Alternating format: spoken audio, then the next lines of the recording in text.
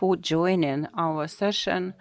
The title is Financial Structuring of International Transactions, and today we will discuss the following.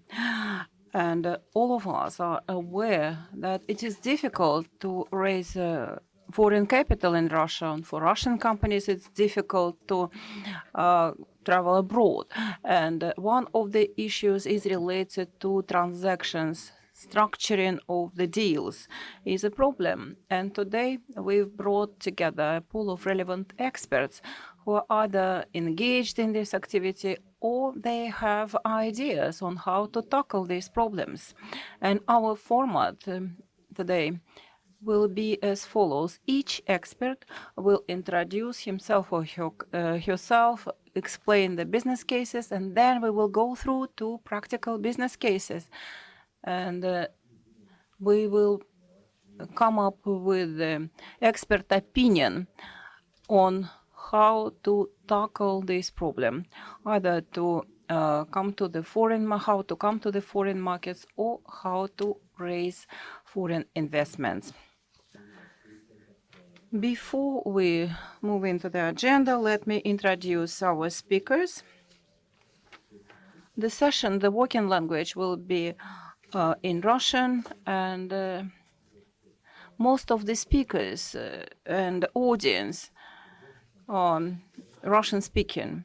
So Russian language will be our working language. And Mohammed is with us, and he speaks English. And we have experts in the audience. And so you can benefit from simultaneous translation if you need.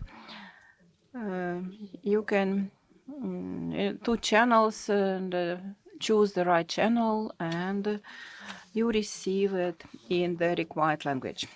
Stanislav Akulintan is with us, Director General of Transcript, and he is the founder and managing partner of ITV, and Abduvoris Klandarov, he is the founder of Unified Broker Company, Vladimir Galiakhmetov. Finally, IT Solutions, Mohammed Shalidan, and Global Growth and Expansion in IC Republics, and he is a member of the board. And Mr. Kinesis, he is a senior managing partner of AG Partners. Also, we will have representatives of two organizations, and we will tell you more a bit later. We will have presentation slides. It will be like a dessert for you. We will get to know our experts, their practices. I would like to give the floor to Stanislav, and he will tell us about his company, on his competences, and the format of this conference will be like each speaker has 5 minutes, and then we will take a deeper dive into each business case. Thank you, Damir. Dear colleagues, good morning. And I'm very happy to see all of you here. For me, it's a great honor to be in Kazan and take part in such a great forum and to take part in this roundtable. I am Director General of Transcript Company that helps Russian importers and exporters to make transboundary settlements using new tokenized payment tools, instruments. And I will give you more detail today and a couple of words to let us welcome our international guests. To be here with you today. I'm very delightful and thanks Tamir for invitation to Kazan. I am a CEO of company Transcript, which helps importers and exporters to do international settlements. And I will talk today about the future and possible opportunities using tokenized payment instruments in order to satisfy all importers and exporter needs and also satisfy its speed, reliability, and cost. Thank you so much.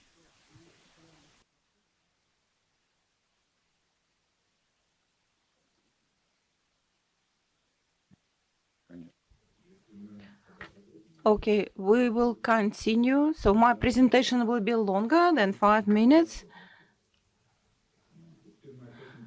To do a presentation in... все. Хорошо. Давайте так...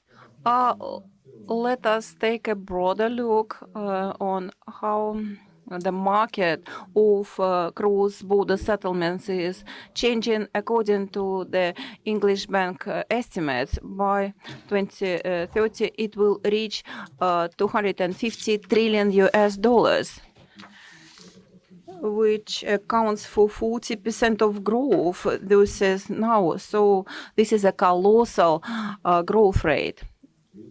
And if we take a look at the international settlement share, how they distribute across the business segments, we will see that 75% account for B2B segment, transactions between businesses. That's why for us of greater interest are the transactions between different businesses.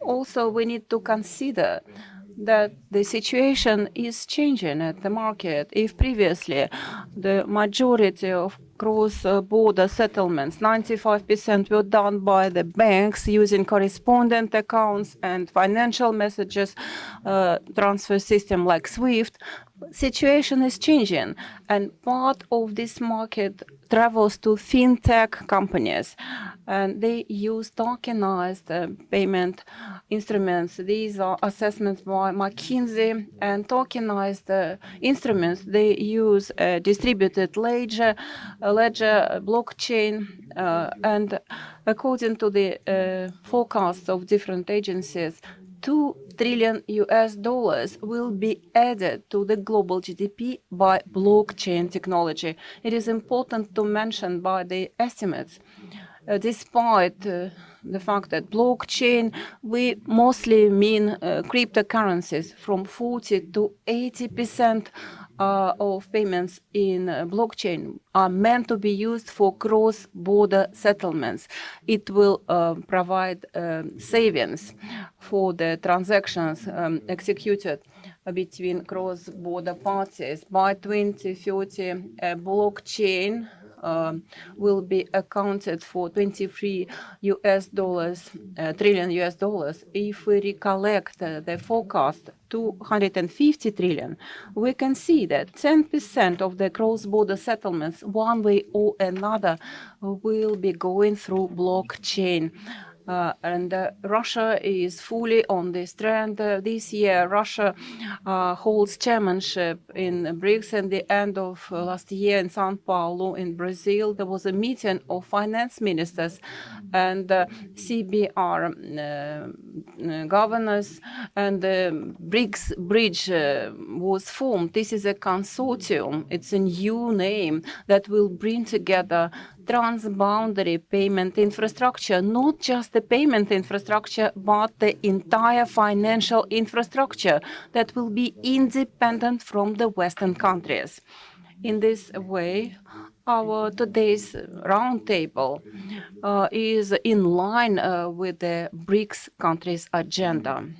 The most powerful research that I ever encountered devoted to what are the tokenized payment instruments will be used for cross-border settlements. It was done by Citibank. Of course, we need to upgrade the correspondent banking transactions, new transboundary or cross-border fintech solutions, Bitcoin, and global stablecoins. Also, we need to mention the digital CBDC, central bank digital currencies, and opportunities pertaining to them. According to the forecasts of Juniper Research Agency, by 2030, the volume of CBDC payments will reach 200 billion US dollars. Again,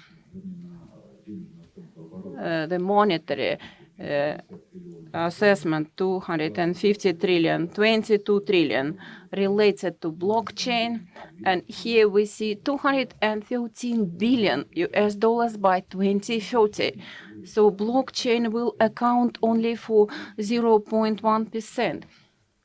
And this is a general approach. It's an interesting approach, CBDC, but so far researchers do not draw due attention to it in monetary form. At the same time, such projects are already under implementation in the world. mBridge is a well-known project, and People's Bank of China is taking part in it, and also Central Bank of United Arab Emirates. The test payment was already executed by 13 million US dollars, and we were promised by the mid this year. This consortium of the CBDCs will undergo in the pilot project phase. So far, it's not happening. While we are talking about CBDCs, only 8% of this volume will be used for trans-boundary cross-border settlements, meaning 92% will be used for some inner payments. And can you just stop here and tell us more about Transcript and your practices, business practices? Many organizations and Republican Russian federal level organizations, they use stable coins. They use Bitcoins to finance, trade finance transactions. And what is the role of Transcript helping the business? If you allow me, I will give you a little bit of insights. First, trans-boundary payments are done through two legs. First leg, correspondent accounts, and the second is financial messages, SWIFT, SIPS, and another financial messages system. And we might encounter difficulties on both legs. And while we are talking about the use of tokenized instruments, we see that the transfer of payments and payment itself will be done on unified platform, one single platform. As a company, we have a goal to perform cross-border settlements using one channel only, one single channel, which cannot be blocked from outside, from any participant of the market. In this sense, we can use the current and future payment instruments that de facto is not available nowadays. For example, CBDCs, tokenized bank deposits, and digital currencies, digital assets. It is not really used. Maybe new technologies will come into picture. And the only liquid payment instrument is stable coin. Stable coins can be like for gold, issued for gold, and or issued for any commodity. At the same time, the market still is sticking to the US-based pricing model. And today, the most popular way to make tokenized settlements is to use stable coins. In this way, we give an opportunity to exporters and importers this service. This is just one of the services that we can render. And as you know, Central Bank of Russia is against use of digital currencies within the territory of the Russian Federation. That's why we are not doing so. Upon the instruction of our customers, we purchase stable coins abroad, and from abroad we send them to their counterparties. So cryptocurrency does not cross the border of Russia, and we are compliant with the legislation. And currently, this is like in a pilot test mode, but situation at the market is the following, that this technology will be more increasingly interesting for the counterparts, and the figures that I gave to you in the beginning of my presentation, they just prove the future for these stable coins. Let us build on this cryptocurrency subject. And maybe you can confirm how many customers from Russia, maybe from CIS countries, how many customers already use cryptocurrencies for their trade finance and for making transactions. And if they want to raise capital for their project from the foreign investor, do they use the cryptocurrencies?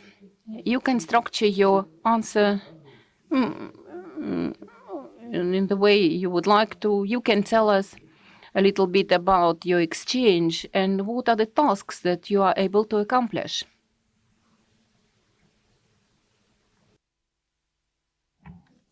نحمده ونصلي على الرسول الكريم الحمد لله رب العالمين أما بعد أعوذ بالله من الشيطان الرجيم بسم الله الرحمن الرحيم.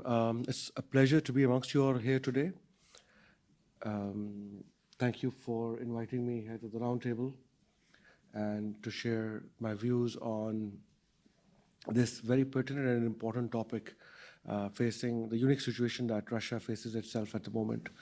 So let me start off with first introducing myself and the organization, and then I'll delve into the specific questions you asked and then move on to the presentation itself as well. So I represent iCrypex. We are a cryptocurrency exchange, a digital assets exchange. We are the third largest in Turkey and 80th largest in the world, both in terms of volume and a customer base. We, in addition to operating in Turkey, we have offices in a number of areas. I sit on the board and I lead their global expansion. We also have an office here in Moscow. Coincidentally, Transcript is also one of our partners here. So with the solutions that we do offer, you guys can directly get in touch with Transcript as well, Mr. Stan. So specifically to answer your question in terms of the number of transactions and the number of entities that are using cryptos to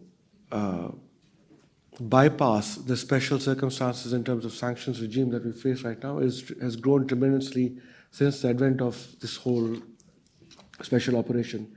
And I will touch upon two areas in my presentation today. One is how can we use tokenization essentially to raise capital, so to attract the to create tokenized sukuks, for example, whereby one is able to attract both the Islamic world and the conventional counterparts as well. That's one area that I'll just briefly touch upon. And the second is just build more into the import and export facilitation that we can, along with our partners here in Russia, facilitate for global transactions. So as Mr. Stan just mentioned, that the stable coins or cryptocurrencies actually never enter the Russian state, and they are all done outside of Russia. And there's a movement of rubles within here, in and out. And I'll through a diagram show that. But if I can have the presentation up.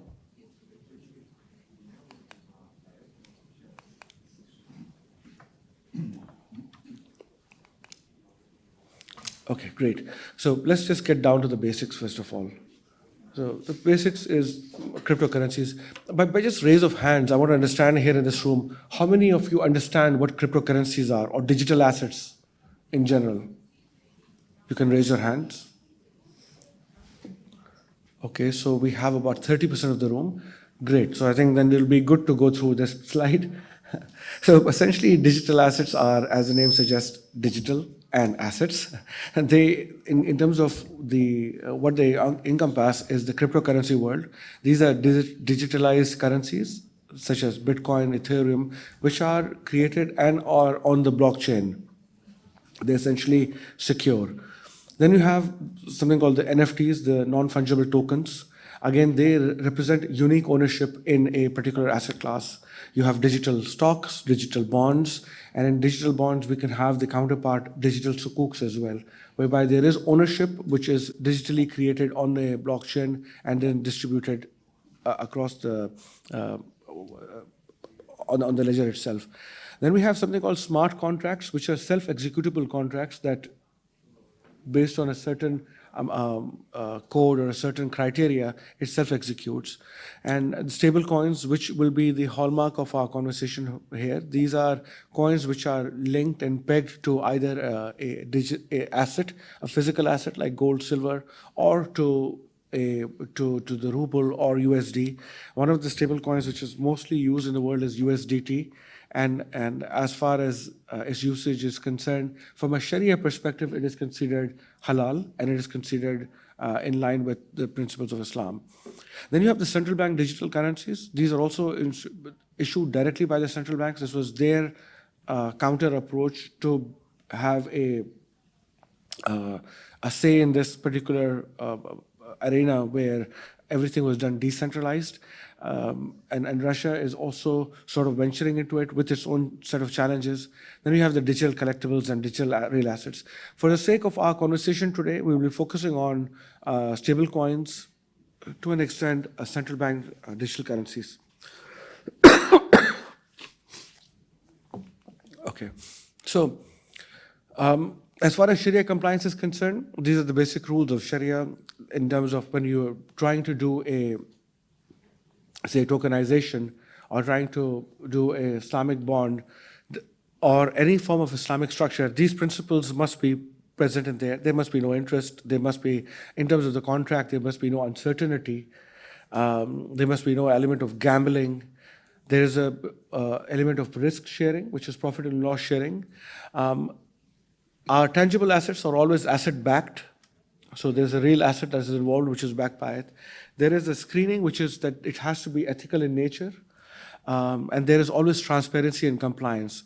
So those of you from this audience that are interested in raising funds specifically from the Islamic world, using digital assets and using Islamic sukuks, digital sukuks, this will be extremely important and pertinent. So the quality of fatwa received, the type of structure received will be also important in terms of the reach that it would have, in addition to the other challenges that one faces. Okay, so let's move on.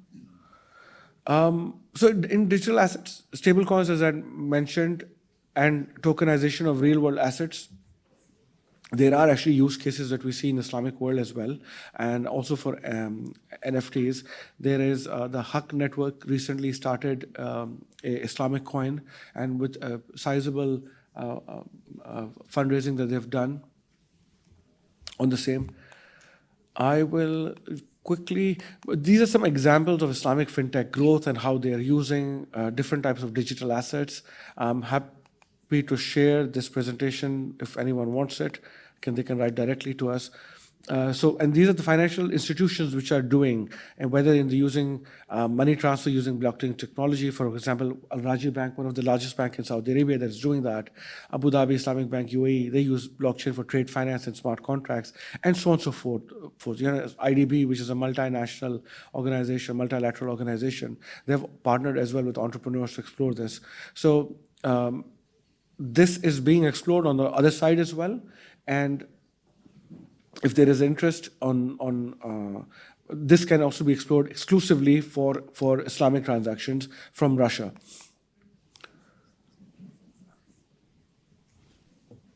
So as we see that the opportunities for cross-border investments are growing, Russia, especially during its the last few years, has realized that the intensity of its relationship with the Muslim world has grown, and the Islamic world, majority of them have not joined the sanctions regime. So just I'm underscoring the case that being involved in Islamic finance, Islamic transactions is important for Russia moving forward. So just talking about some of the challenges and opportunities and solutions. So there's increasing demand for importers and exporters. As I mentioned, that there is a lot of queries whereby customers are purchasing directly, trying to purchase stable coins within Russian Federation, or using external exchanges like ours outside to be able to purchase it, to be able to move funds outside or to bring funds back inside. Now, there is a gray zone when it comes to within Russian Federation, this debate between the Ministry of Finance and the central bank, whereby one sort of is in favor and other is not. And there is a drafted bill allowing for cryptocurrencies and digital assets for foreign economic activities under an experimental regime as well. So to partner with friendly countries and reliable partners to provide sufficient liquidity and for stable coins. Okay, so I'm just going to go into this diagram. And as I mentioned, this is an Islamic structure. So we use an agency in between a wakil and a wakala structure that we use to facilitate import and export. Within the Russian Federation, we utilize partners that help facilitate, and one of our partners is Transcript here as well. So those who are specifically interested in export and import operations, Transcript would be the right institution to help them navigate through that, especially when it comes to accounting and other stuff as other issues. Am I correct there? Right. So quickly going through this diagram, you have the exporter and importer, and in both legs, whether it is, say, assuming money is being transferred to Europe, iCrypex can perform that function of buying the cryptocurrency, transferring the rubles from Russia to Turkey, converting that into stable coins, and then transferring that stable coins to the relevant counterparty there, and then converting that stable coin into hard currency, and vice versa as well. So I will stop here, and then we can carry on the conversation with these other part, which is the cross-border transactions. Да, спасибо, Мухаммад. Единственное, перед тем, как перейти... Thank you very much, Mohammed. Before we move to the next speaker, I want to ask, do you have a lot of customers in Russia or connected to Russia? Lot is a very, how would I say, it's a relative number, but we have sufficient customers right now. It's an experimental regime. We do have challenges, especially when it comes to moving funds at times. But yes, we are able to circumvent and navigate that. Спасибо. Thank you very much. From cryptocurrencies, let's move to the regulated conventional currencies. So I'm going to give floor to Boris. What are the possibilities to structure either the penetration of other markets, global markets, or on the contrary, when we want the foreign partner to have stability when they move to Russia? What are the tools that you have available? Good morning, dear friends. Salam alaikum.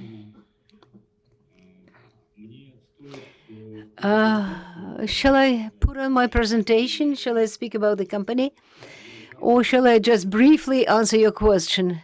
Yeah, briefly, yeah. I think that it makes sense to have a presentation about your company so that everybody would understand what organization is yours. Well, I don't have the clicker for the presentation, but I'll try to maximize.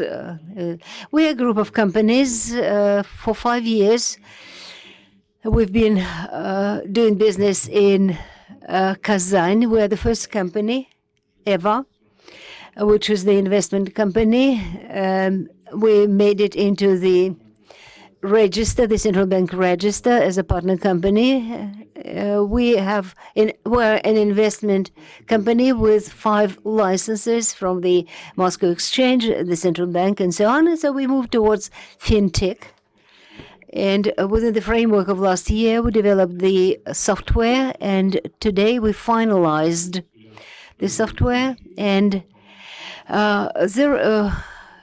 yes, a lot of people think that we have a great future in finances, and we make it possible and simpler for the market actors to participate in, and any bank can quickly be transformed into an Islamic bank. We have box solutions in compliance with the Sharia law, and it goes without saying that within this endeavor, with this IT company, we came up with a lot of solutions which allow us to go into the partners markets very easily. So within the framework of this company, we have experience. We went to various funds in the region of Middle East. Before February 2023, of course, we had thought we would expand more dramatically, but we adjusted our business model. Of course, it goes without saying, because before 2022, we had been communicating with many funds in a slightly different way. The year 2022 changed everything. So that's why I would say that I would just present our case, I think, and I would like to describe how we deal with various funds. And I'm not going into details, I'm not going to provide recommendations, but I'm quite sure when I'm saying that as of today, a lot of investment funds from the Middle East region, they practically fully copy the American or European investment funds models. Because, of course, there are a lot of consultants who moved there, and they try to invest in projects with multiplicators that they are very familiar to those who is used to working in compliance with the British law. Well, if some people here want to start some projects and you want to move to the Middle East and you'll get a lot of money. No, it's very difficult to attract funding from the Middle East, much harder than from Europe or the US, because they are much more careful about giving out their money. And if you are a very new startup, then the money is going to be more expensive for you. So any investment fund that at least looks into the projects in the territory of the Russian Federation, well, we should be frank here, because for them it's a high-risk region, and that's why a lot of them view, as of today, that's the trend of the year 2024. So they're looking at fintech, and it's no secret that Russian guys are very strong in fintech. They have already proved it, not only within the Russian Federation, but also abroad. So a lot of investment funds who have some portfolio investments in some Middle East companies, they look at the investments in our region, but they I don't know how to put it. They are very careful about it, let us say. So because there are cases, and you say that no matter how good friends you are with the Arabs, you may be friends with families, and you hope that they will give you money. Well, partially maybe it is so, but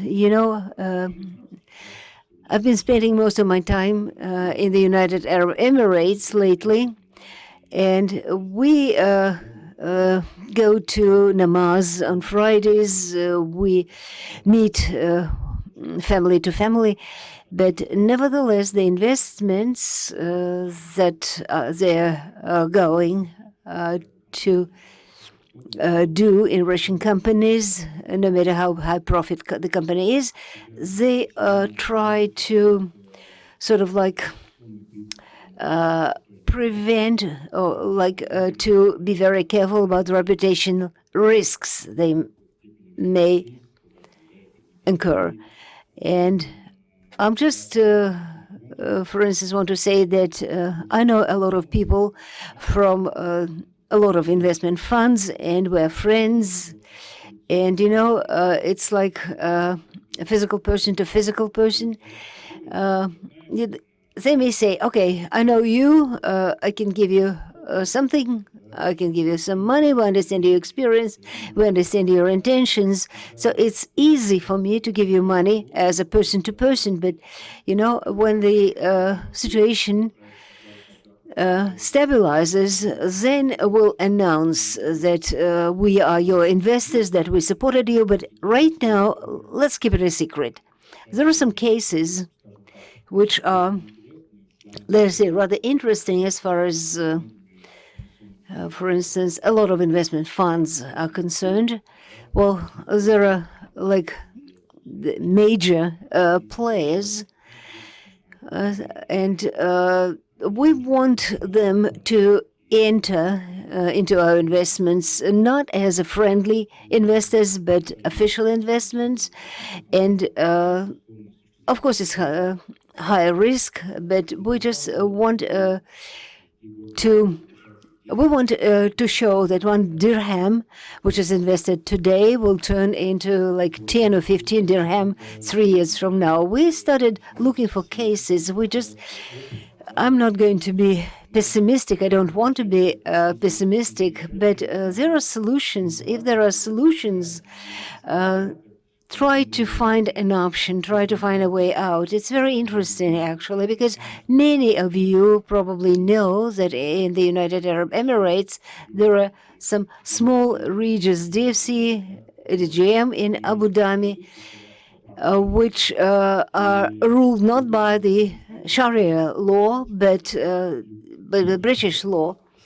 And they're ready to invest in Russia or other states, but they want to stick to the rules that they know.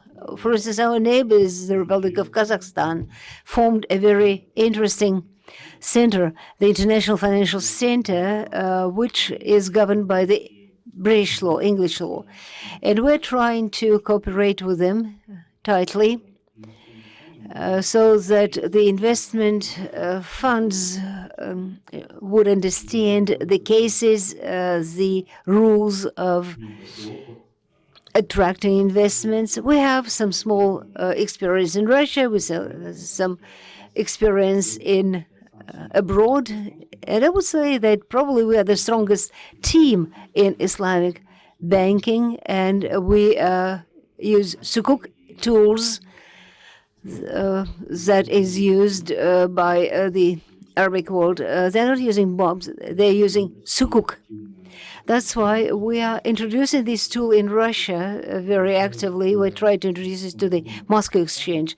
Getting back to the investment fund in Kazakhstan, I would like to say that the projects which are going to go to some investment funds looking for investments, one of the options is to look at Kazakhstan and use the tools from Kazakhstan, because everybody knows these venture structures, venture transactions. Don't go to the unfriendly country, go to the neighbors, considering that you're not going to be used your Russian passport in Kazakhstan. I'm not going to go into all the details. I'm not going to hurt our neighbors. But if a foreign investor goes to the Kazakhstan center and then form a SPV structure and then go to the Russian jurisdiction, it probably is the best way out. It's our experience talking to lawyers, advisors, and so on, finding solutions.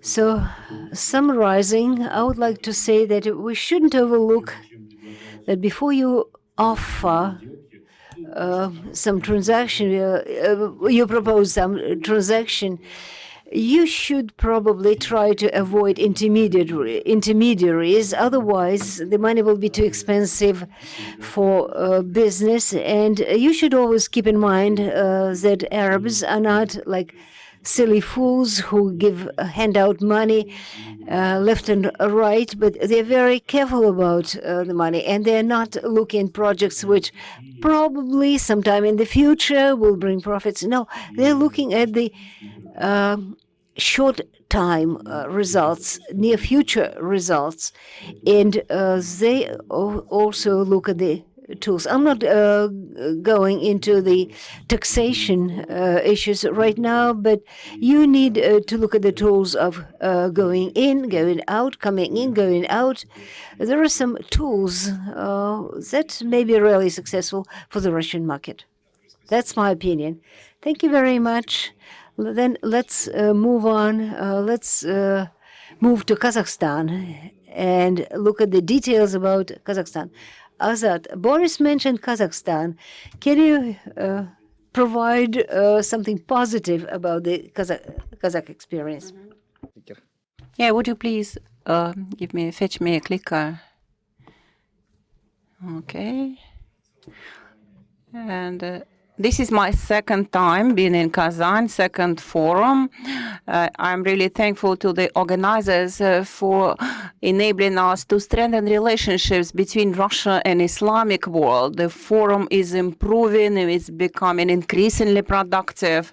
And I'm thankful for the opportunity to speak and explain what we've been doing in Kazakhstan. Overall, about our business activity, I'm the founder and managing partner of the consulting company, and our consultancy operates within the International Financial Center, Astana. This center was founded, it's like DFC, something similar to it. This is copy-paste DFC. And Dubai International Financial Center, we changed one letter and converted into Astana Financial Center. All the bills and the documents are the same. If you read the same bills, and drafting bills was done similarly. And sometimes to do something good, it takes a copy-paste. And I provided registration support, and I founded my consultancy to help the market, and we provide company management, and we are helping to launch the businesses, opening accounts, and we are helping to structure deals, and our major business competence is establishment and services of the investment funds. This is our core business. Also, we have competences in Islamic banking, and recently we passed a good regulatory act enabling Islamic banking to be developed. So we have tax benefits, and I will tell you more about these taxation benefits that we have in Astana. We are moving to AIFC, and Astana International Financial Center was born at the right time, at the right place. Initially, we planned that for Kazakhstan, we will raise investments, and in our region, we will be a good financial center for our region, and it works. But on top of it, it enables Kazakhstan to test financial instruments. So this is a testing facility for us. We have two regulators. One regulator in Kazakhstan is very conservative. They are not willing to change something. And we have another regulator that allows to test different instruments, to publicly discuss and switch to practical cases. Like last year, around 5 second-tier banks, along with the National Bank, and crypto exchange. We worked on exchange of cryptocurrency to fiat money. And we already issued the regulatory act, and we have a license for the crypto exchange, and we have full regulatory support for asset-backed tokens, tokenization of physical assets. We are also working in this area, and it is developing well. Over the course of like 6 years, from 2018, we opened 35 asset management companies, and 40 investment funds were launched within 6 years. And so our financial center proved to be very efficient from February 2022 on arbitration. And when it was not possible to sell assets outside Russia, so they use these funds to transact, so people can get their money from the sale deals. This asset management company, we see great privileges and benefits in terms of common law applies. Common law is understandable for everyone, flexible regulatory framework. We have so many things that regulator implements. New things are being introduced every 6 months. It is getting upgraded every 6 months, plus tax benefits. And it's very attractive for many market participants. Like investment funds are free from any taxes, zero tax for the dividends. And financial services are not subject to VAT either. And our financial center enables to establish all the possible structure: private equity funds, venture funds, Islamic funds, hedging funds, and no difficulties at all. I would like to move to the diagrams.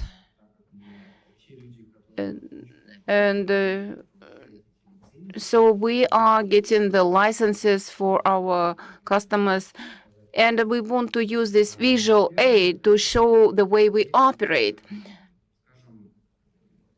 Take a look. We can put together a good read, and we have a fund manager in REIT, and you can find the companies that provide such services. We have real business cases. We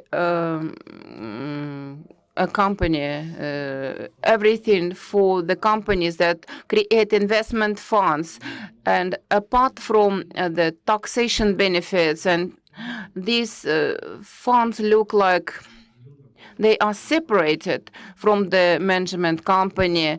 And in this fund, the beneficiary of this fund is management company. And the rest, they act as unit holders. And it's like preferred shares approach. This is not a classical model, LPGP model, when we have it in the form of the contract. This is like a legal entity. And when these funds started to create accounts abroad, where there are foreign banks, custodians, we noticed that unit holders are not visible. So you don't see who is the unit holder, the ones who invested the money. So this is on demand. And last year and this year, we created 4 to 5 asset management companies with the Russian beneficiaries that are not visible. They received licenses for the management company. They launched their own funds. Now they can invest beyond Kazakhstan. Azad and real estate. On the diagram, any legal entity can be there. It's not necessarily real estate. It can be any legal entity in it can be private equity fund, it can be a venture fund, whatsoever. And here it's just an example of the hedge fund. We already operate with other custodians. We engage other parties.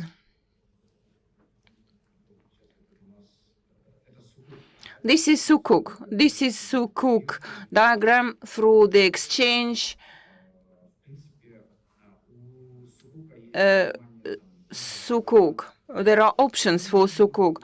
It can be backed by real assets. We single out it SPV, and we can make asset backed. It gives more guarantees. It's more secure for the investors because this is backed by a real physical asset. Different diagrams. This is something which is already proven by our practices, and there are different passports, so to say. And the most interesting case for us is that when we started to launch ourselves at the capital market, we research what can be done. The very first case, we started to play. And if we have good tax benefits when they issue guilds, so the company deducts the percentage on these guilds, and investor can withdraw the dividends without any tax deducts. And it's interesting for the holding companies. And they optimize their taxation base. And we arrived on a good CTN case. We've got a startup, and we help startups, and they are active in fundraising, and they are preparing themselves to IPO. And they don't want that among the beneficiaries there are citizens of the Russian Federation. Maybe because they might face difficulties once they won't go public. And we came up with a solution, SPV. We issue ETNs for the SPV, and then we do a listing of ETN, and the beneficiary is an underwriting company, not a Russian citizen, so underwriting or broker company. And this is organized issuance. It can be a private placement where investors,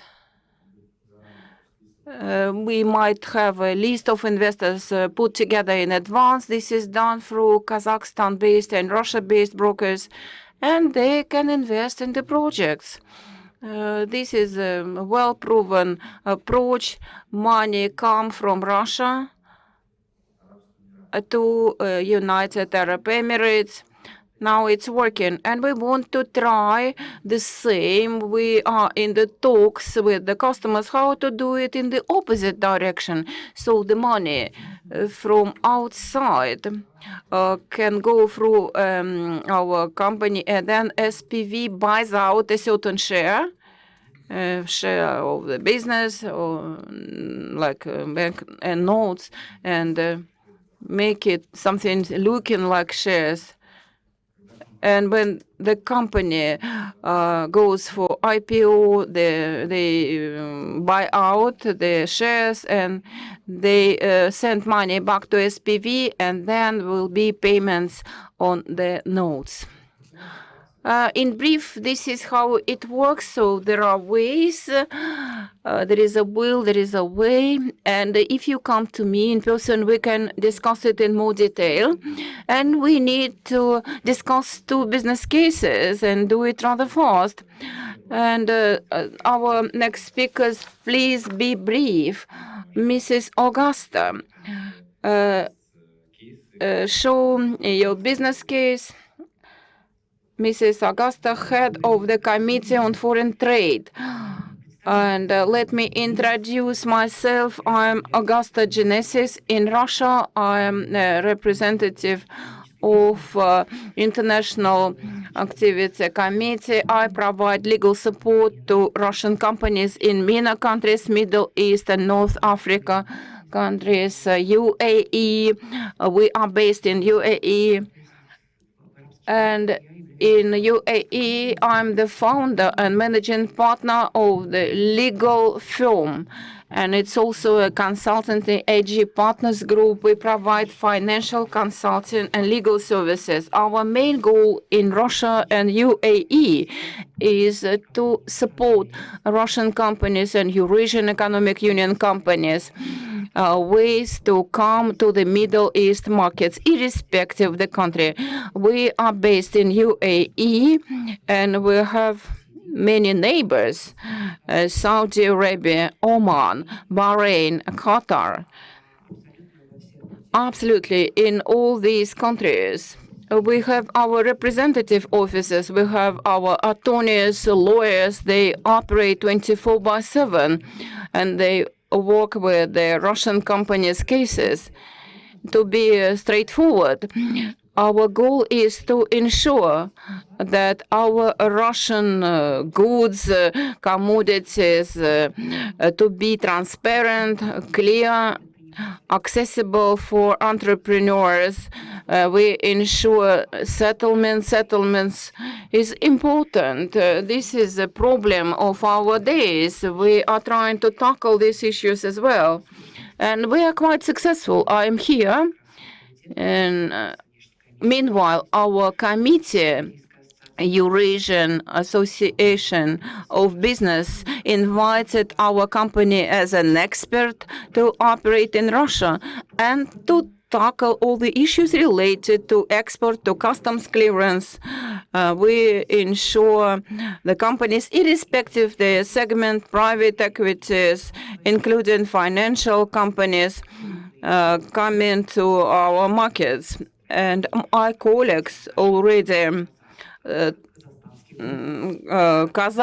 our colleagues from Kazakhstan already explained the specificity of the free economic zones on UAE. In UAE, we work with all economic zones.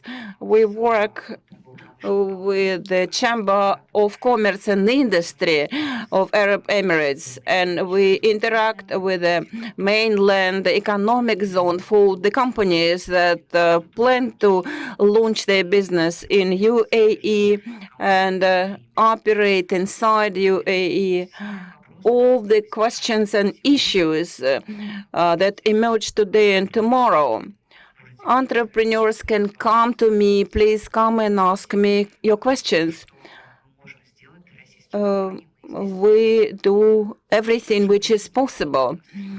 Also, we work with EU, we work with the US, with BRICS countries, and we are part of this BRICS countries consortium. And the cases of our Russian companies, these are the companies that really had a good start, launch at our market within 3 recent years. Russian holdings, Russian companies, for example, Yandex.Go is there, Yago is operating in Arab Emirates, and now they launched their delivery service in UAE, and their feature is they deliver orders on the same day. And this is a problem for the existing companies that has been there for a long time in Arab world, and they are competitors to them. Speaking about Russian trading companies, Miratorg, we provide consulting services to them, and we really help them. We are at their aid. And speaking about restaurants, Horeca, and restaurants and food delivery services, like Yandex.Go, they are launching an additional service in UAE, including like Russian food delivery and the delivery for the Russian-speaking audience. And we need to use it and MENA region, Middle East, North Africa region, Emirates, Saudi Arabia, other countries. This is a wonderful market to be. This is the market of Islamic states where they respect Sharia laws. And if there is advertisement or commercial, and commercial need to consider this Islamic legislation, Islamic cultural specificity. And the population of Arab Emirates, it's a multinational population. They will be loyal to these services, of course. The most important thing that comes into emergence once you are trying to launch yourself at the Islamic world countries, this is first of all ethical aspects. Ethical aspects is priority. And we as lawyers, we just bring the attention of our customers to the ethical aspects, first of all. Speaking about interactions inside the market, we need to emphasize that such segments like pharma, manufacturing, real manufacturing that Arab world needs.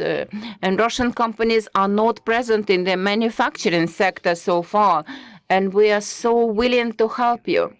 If there are projects, if there are ideas, it can be manufacturing like metal smelting site, it can be glass manufacturing, glass products manufacturing, metal processing, and our neighboring countries.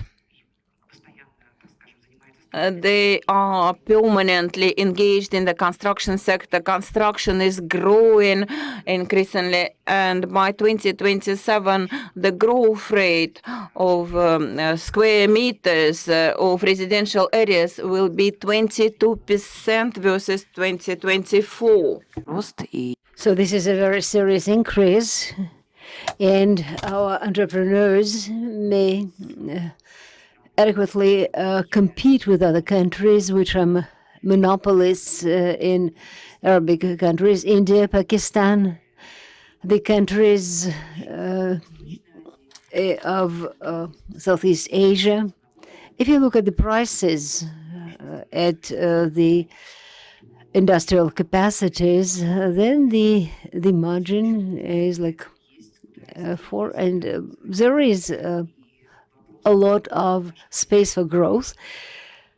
So speaking about our Russian companies, I want to say that our growth now in Russian companies, they are represented in very few numbers, but they are in segments like foodstuffs and fintech. Of course, that goes without saying. Also the companies which are involved in deliveries, the companies which are in real estate, Kalinka concern, which is very strong. They started 2 years ago.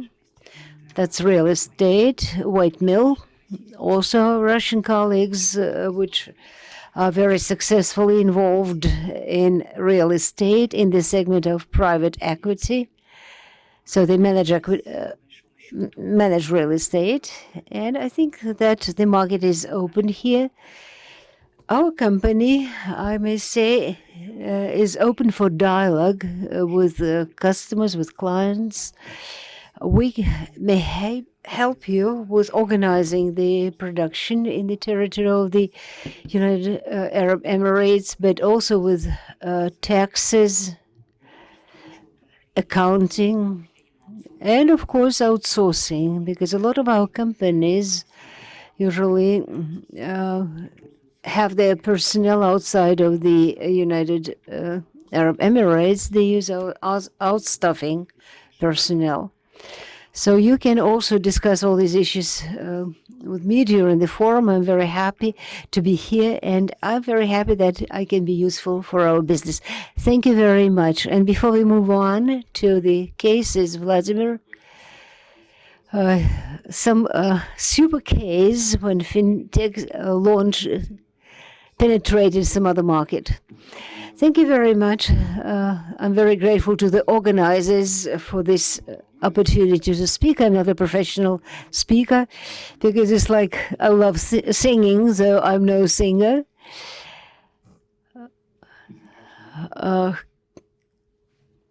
Can we have my presentation on the screen? Okay.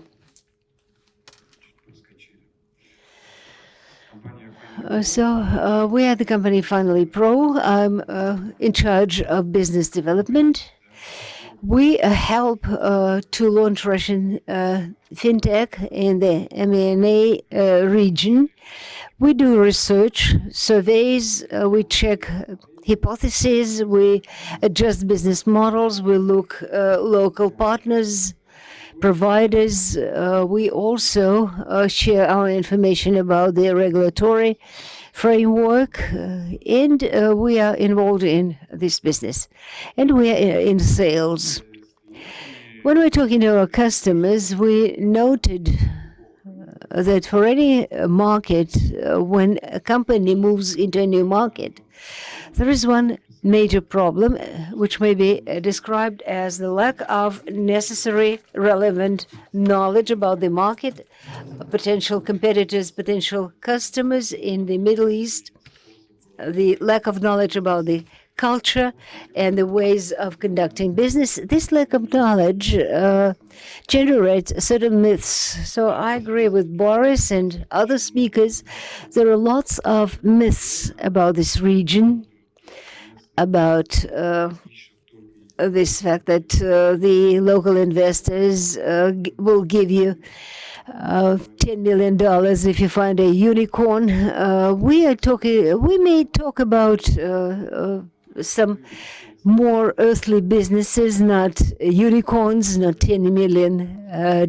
We're talking about primarily about the United Arab Emirates and G funds. Those who manage money, they're not usually local representatives, but expats. About 80% of GP are expats, and they're using practices that are used all over the world, in the States, in Europe, and in Russia too. So they assess startups, business models, investments.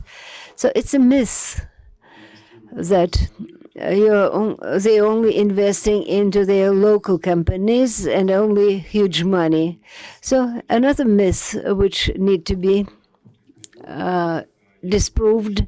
There is a myth that in this region, all the business decisions are made very, very slowly for a long time. Yes, maybe this is partially the case, but you need a lot of offline meetings. Of course, that's true, but we've seen that if the startup company of the partner comes in with something well prepared based on research, and the solution is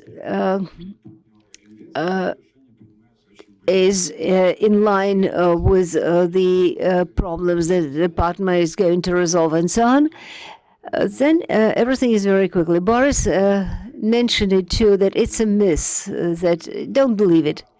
Yes, you may have very good relations with families, with sheikhs, with local representatives, but they look at the business, they look at the numbers. It's not enough to have good personal relations.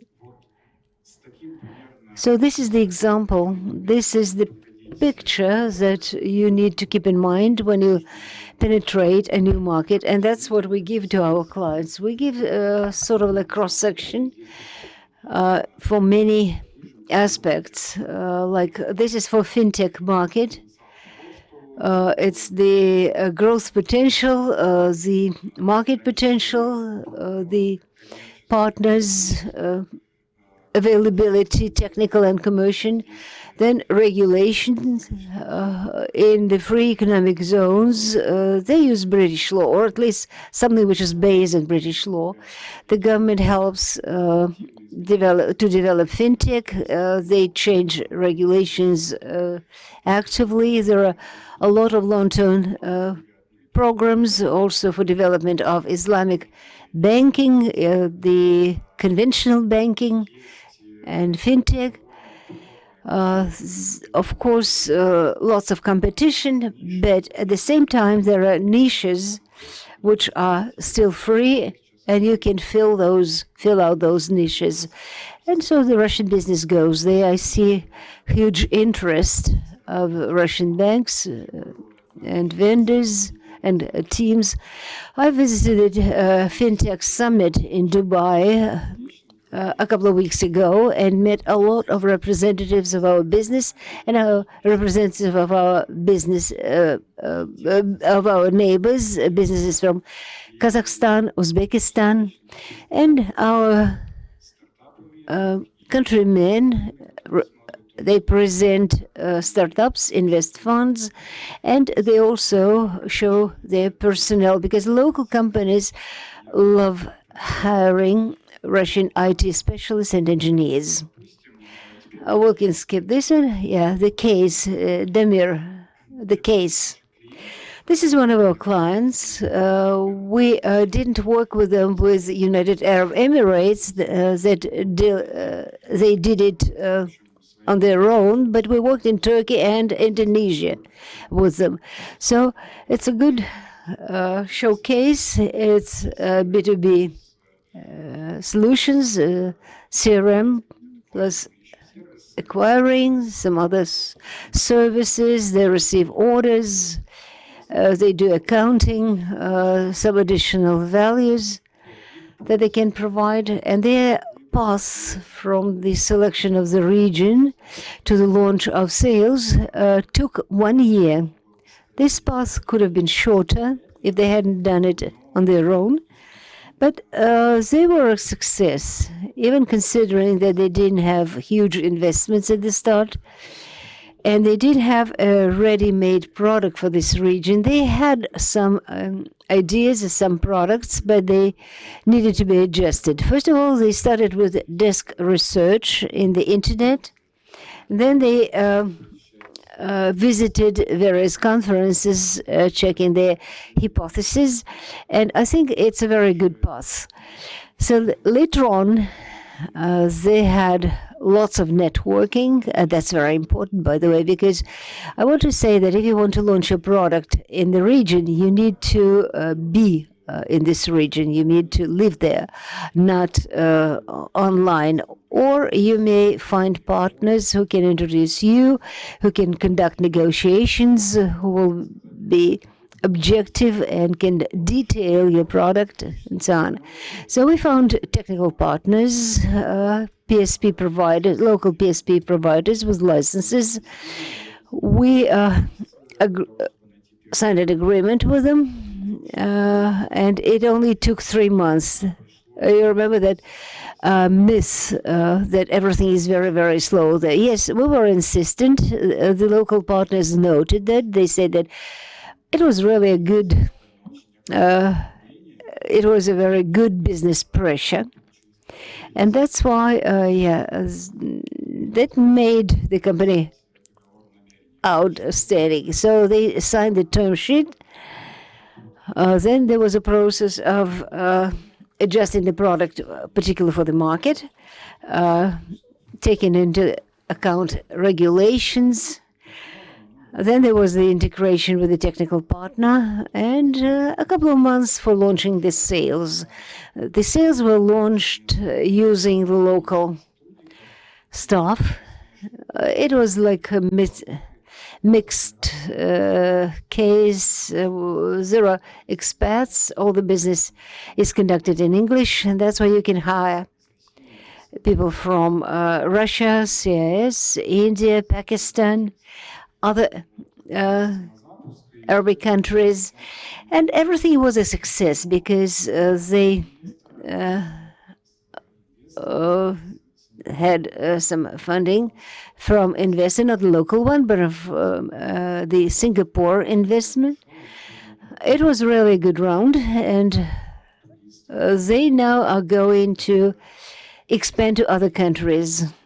Well, there are failures, of course, cases which are not good. We're not going to discuss them now, but this is the case that I wanted to share with you, showing the amount of money that it takes, the amount of time that it takes, because you know that if you launch an IT product or fintech product, even in Russia, domestic market, 1 year is a very short time.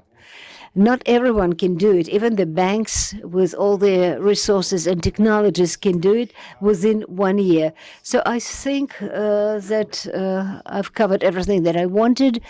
We have expertise for all these steps, and we have ties with local partners. If somebody is interested, please come up to me. Thank you very much, Vladimir. Now we are behind time a bit. So that's why, please, speakers, experts, please stay behind a bit so that we could cover all the cases. So, Rustam Hidatuli, who is the Volga General Director, the JC, and he's going to present the first case. Of 5 to 7 minutes for the presentation, and a question at the very end. And then all other experts will have their say also. Good afternoon, colleagues. I'm going to speak about some other area of a meeting. I want to present the international project, which is in the infrastructure for everything above SID, because everyone's in the world started writing software, but they didn't think about the infrastructure that it is going to be based on. I want to say that all the innovations, the fintech, all the other techs, fintech, promtech, and so on, they all need to start with microelectronic underpinning, the technological foundation. The major players are few. It's Intel, NVIDIA, and they buy out a lot of market actors, and they limit the access to their own technologies. Of course, here we understand that the technical independence for any country, for any actor in the market who want to be modern, that's very valuable. If you look at the latest news, the government news, the level of the US, China, Europe, how much money you need to spend for technical independence to create factories, semiconductors, and so on. It's just huge mad money, because technical advantage is not only software and intellectual property, it's also the hardware. So all the aspects of this technological sovereignty, everyone wants to rush through this period of time, create their own plants, to invent their own technologies. Of course, you can do it on your own. Of course, you can achieve it yourself, but it will take time. So we, the company of Volga, a joint stock company, Volga, we offer our services as the partner. We can share our technologies. They can expedite implementation of the IT technologies in every country. It will simplify and facilitate your implementation, and will give a new incentive to further development. The company. We're talking about big money, but nevertheless, we received certain support from the government, from the regional as well as federal government, and understanding that microelectronics for Russia is very important. And on your own, you cannot develop it in the territory of Russia on your own. So I propose establishing an international factory where the partners will have production, training, training on the basis of local universities, and of course, they will share the capital. We can cover all the products for industry. It's electronic mobility. We'll also find the solutions for telecom, for the smart cities, because telecom, by the way, is developing very fast. It's 6G, wired and wireless solutions, especially in the southeast part of our world. Then international cooperation, which is creation of joint companies, design studios, design centers, because we have different needs, different developments in industries, and of course it goes without saying that every country wants to have their own design, their own technologies, but if they want to use this international factory, they're welcome. So the implementation periods, the factory on the territory of Innopolis, we already have the plots for that, and we also have the area sufficient for the production of establishing new productions, for instance, clean gases and so on. So this construction is scheduled to up to 2028. You can still have part in this endeavor. So how are we different from India, Indonesia, Malaysia projects? I think that we provide an open platform for maximum synergy in our joint work. We have covered practically all our main structures. Education, which is in English, in 3 directions: technology, automation, and schematic. Then we have contract. We construction of electronic microchips. We then promote our joint technologies, and that gives into foreign markets, and that gives independence. Then we have a logistical chain for deliveries, because speaking about the microchips, not everything is perfect yet in Russia. We're ready for participation in this, and of course we'll help with certification for the products manufactured at this plant, so that they would be launched in the domestic Russian market. And also we'll help with the certification centers in the countries of our partners, so that it could be implemented in other countries. This is the current status. Let us jointly move towards technological independence. Thank you. And I'm talking to the experts. What kind of recommendations would you give to these projects? And in any order, what are your recommendations?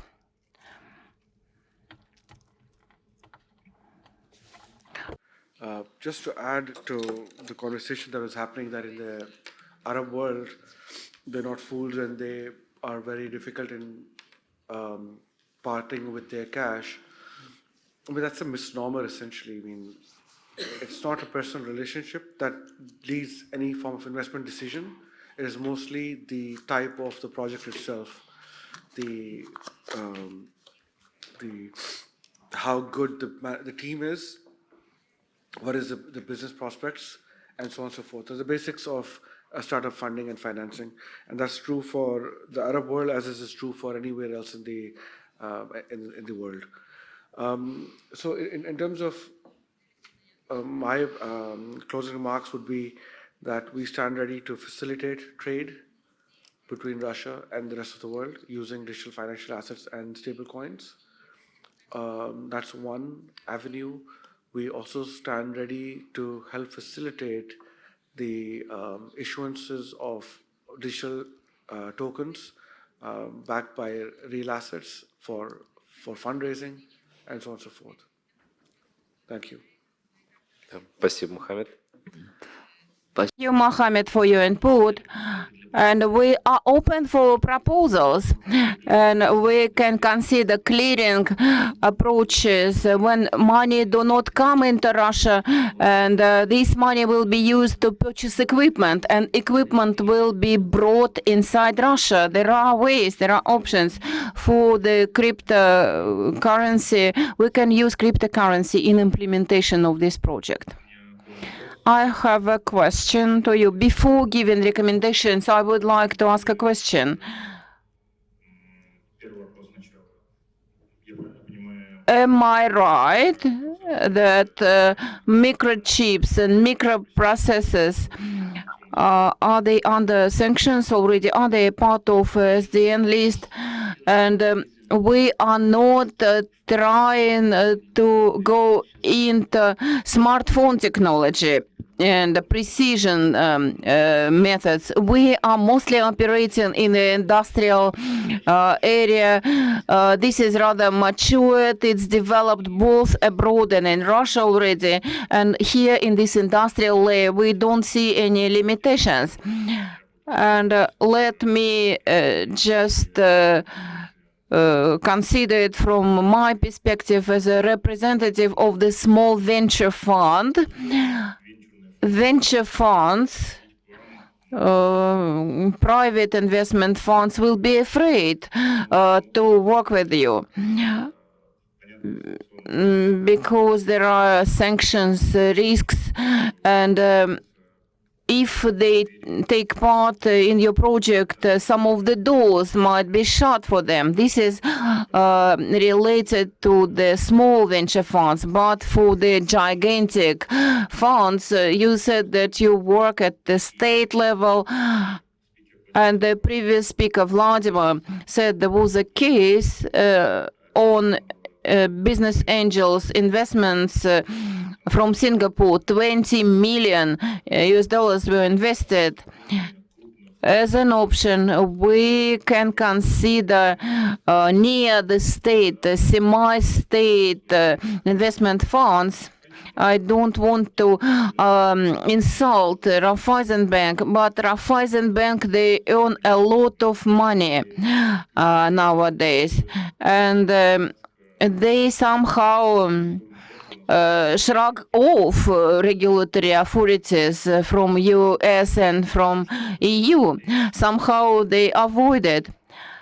So let's work with the semi-state-owned investment funds from Asia, maybe from the Arab world.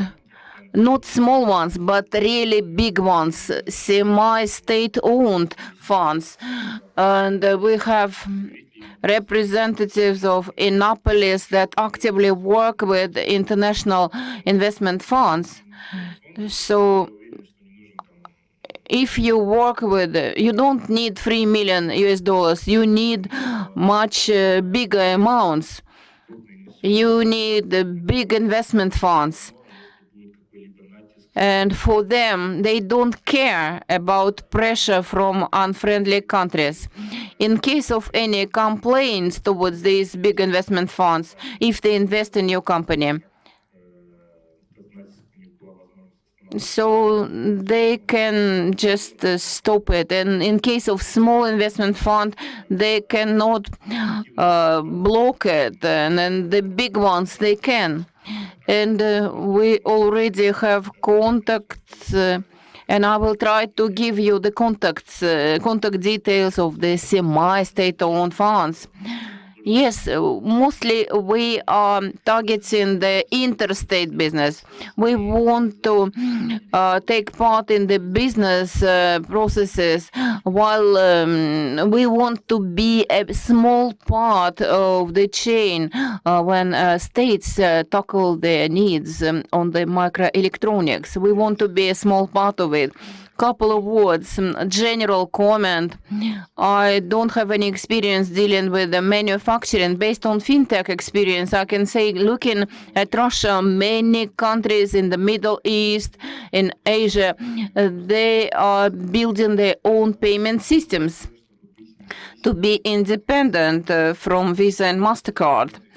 And we see it increasingly in Turkey, in Arab Emirates.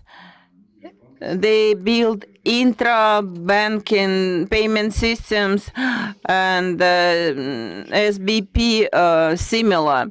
They look at Russia. In Russia, we have a success story with the fast payment system, SBP, and they want to borrow this experience. We need to take a look at the state strategies, long-term programs, where also there are action items on security, on the microprocessors, chip manufacturing. Maybe we can make joint ventures. That will make it much easier to receive investments. And we are ready to implement joint design centers, and we can take part in the drafting of materials. We are open. Maybe Azad can comment on. Considering the models that we will describe today, as far as transactions coming through International Financial Center, we don't want to be a part of a list. And Kazakhstan cannot be sanctioned, but for the small jurisdiction, it can be applied, even for the International Financial Center. It requires to go through KYC, and now we are helping companies to redomicile from Cyprus. And when we see the passports of citizens, and we make a legal statement, and we fully disclose beneficiaries and related companies, and also we disclose the business activities of the companies and all the affiliated companies as well. If for the regulator something is clear that it is related to sanctions, so it will be blocked. And our Astana Financial Center will not work for your case because we're afraid of the secondary sanctions. As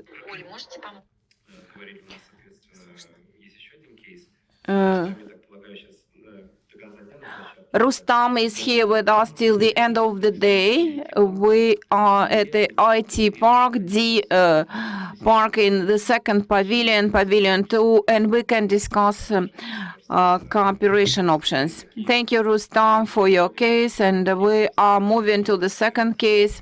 We will try to be fast and brief, and we don't really have time for the discussion. And if you need to discuss it, you can find the representatives. And I want to give the floor to e-vehicles, KAMAZ, PAO, KAMAZ, public limited liability company, KAMAZ, and the e-vehicle, e-car that they made, Atom. Good day, everybody. I would like to welcome everyone. Traditionally, a vehicle embodies the most advanced technologies, mostly from the heavy machine building, like forging, mechanical treatment. E-vehicle is a center for IT technologies, and our e-vehicle is in vanguard of this trend. We're trying to launch it into mass production mid-2025. This is our gadget car. It's a car and a gadget. And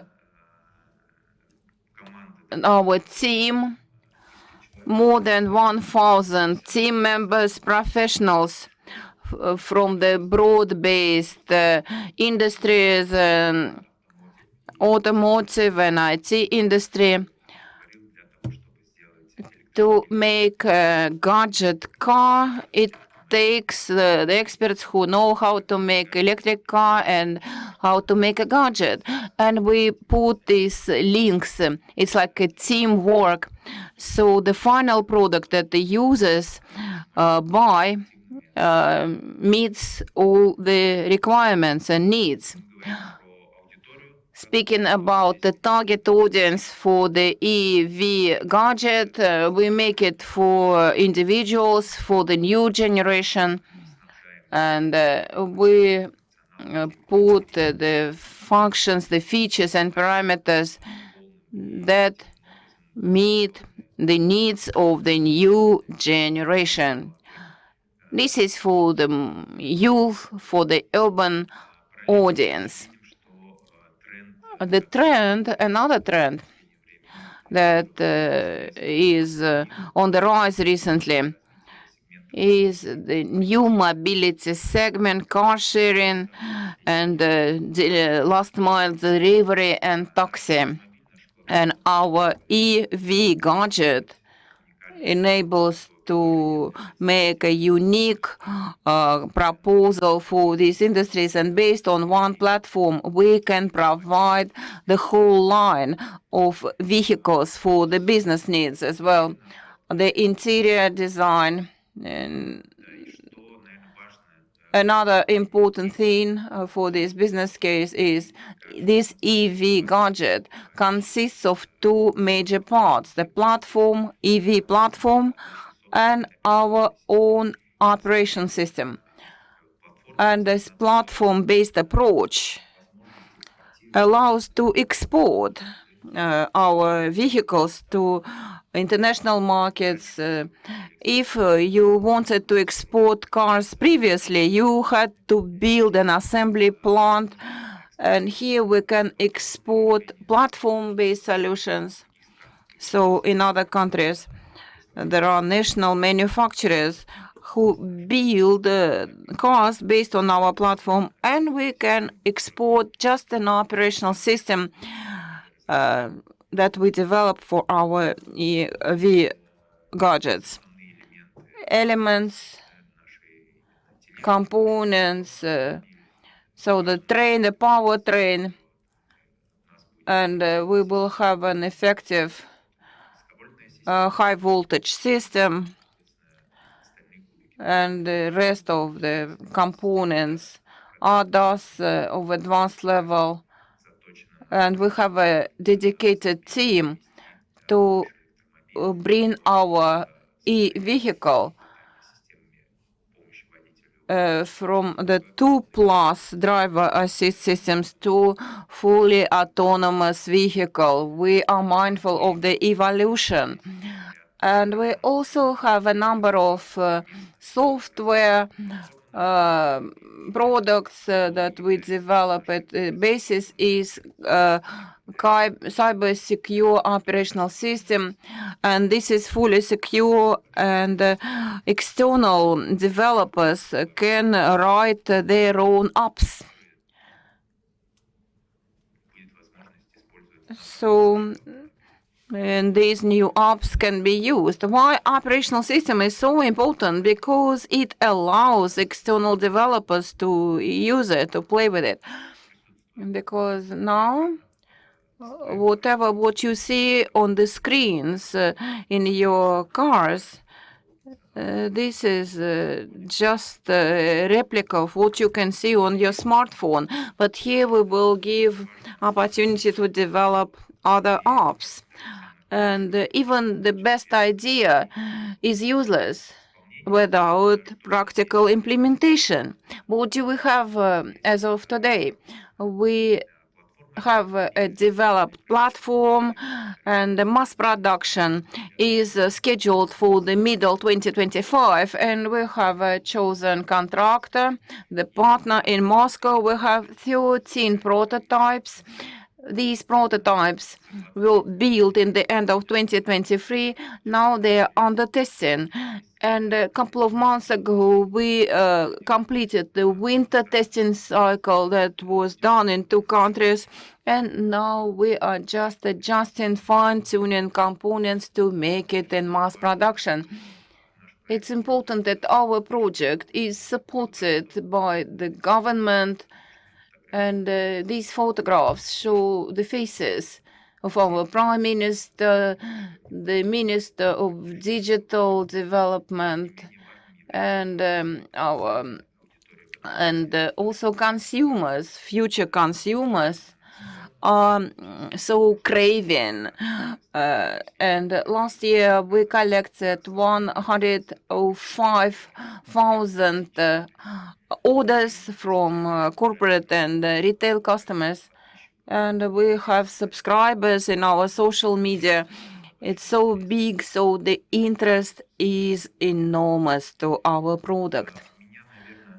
Probably that's it. Thank you for your attention. And we will be more than happy to receive your proposals. Yeah, you need to make a request, a query, where there is an investment opportunity, so you can take part in this project, and investment might come from the MENA countries, from the Middle East. So if you are interested, we can discuss these investment proposals later on during the forum. Thank you, Ruslan. And we managed to cover everything. We still have a couple of minutes. Maybe the experts have recommendations. Maybe we can find soon something for this project, and like Boris had a proposal, how to improve fundraising success rate. The most important is to differentiate the investments, to understand whether it's a venture or traditional financing. So you can finance equipment for manufacturing, you can finance spare parts and structure through Agile, Sukuk, Ajara. We can use different instruments to finance. And if we're talking about capital investments and venture investments, for all the venture investments, the exit is important. You enter at the early stage and they want to know how to exit.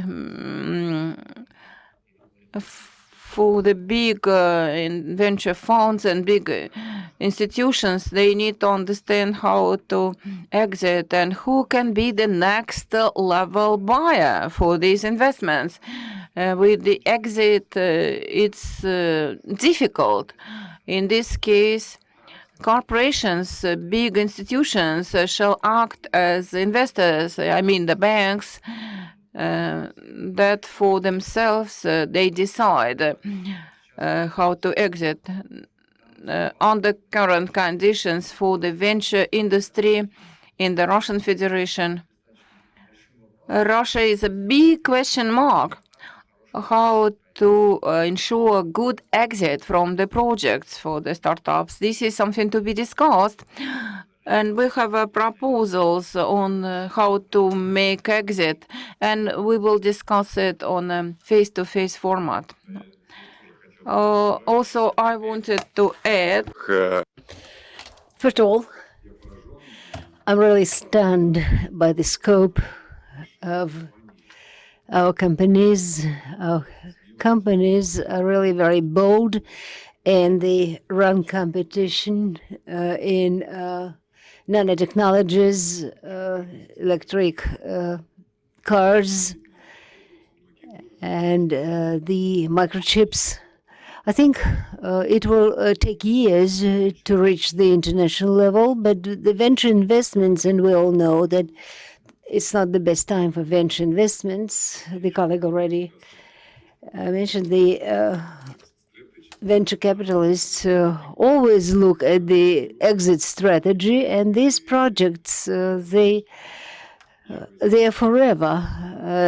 They don't have any exit time. And I would like to say that here we need to go to the structures which are interested in innovation development for long term. I don't know any area of life where the payment technologies or the dual technologies or machine building or whatever, the computers, even the children's toys, they all need microchips.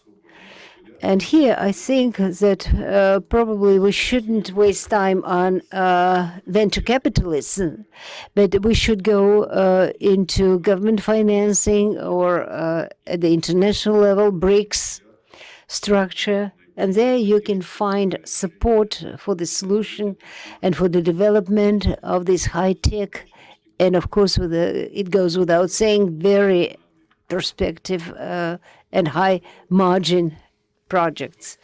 So I wish you all the best luck in your projects. Can I ask a question to the speaker? For the ATOM project, so how active are you in carrying out your negotiations if you don't have NDA? So you had negotiations with Chinese, and we know that you're very advanced. They are very advanced in the car industry.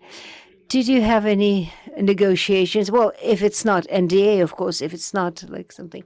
Did you reach any agreements? We haven't reached any agreements, but we're looking at this part of the world. Thank you very much. So my question was not a chance question, because I was talking about Asia and China, because there is a very small case, some experience for the last year probably. We know that small and medium funds, they're talking to each other. And if we go back to your request and your interest about the Middle East region investments, I would say is that the medium and small funds are not quite interested in investing into electric cars, because I know some representatives of Denisov company, that he launched that production of the electric car for DHL, Amazon, and so on in Great Britain. But they had multi-billion investments, but they're nearly bankrupt because they haven't actually produced much. So this is a recommendation only, since there are all sorts of taxes in the US, in Russia, import duties on foreign cars. If you look at Chinese colleagues, probably you should speak about collaboration, because in China, they're not very successful in electric car industries, but you as investors may offer very interesting market. And we know that the market is growing in Russia. Yes, indeed. That is a very useful comment. Thank you. And dear colleagues, I want to apologize, but I need to leave immediately because I have another session. We can exchange contacts through organizers. Thank you very much. Well, actually, we're going to wrap up our session. I want to thank all the speakers, all those who came to listen to us. Well, it was some asymmetric session because there were more questions at the end as the beginning of our discussion, but it means that we have moved forward, and we have already probably found something to think about, some projects, some questions that we need to answer, and the implementation of such projects is continuous research. Some of them are just internal. Well, of course, we're talking about the classical investor terms. So I wish you all good luck, profits, good exits, and technological development, technological sovereignty. Thank you very much.